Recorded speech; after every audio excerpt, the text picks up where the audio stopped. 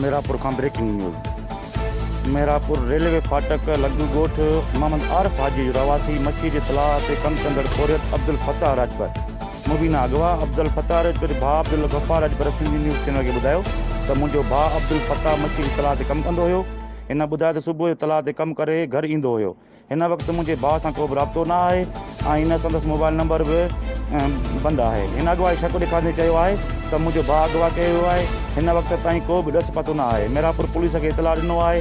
हिन वक़्त ताईं को बि ऑफिसर जाइ वारदात न पहुतो आहे।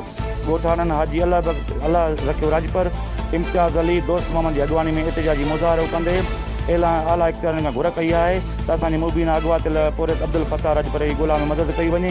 ॿी सूरत में SSP ऑफिस ॾाढो ॼाणू आयो वेंदो। जी।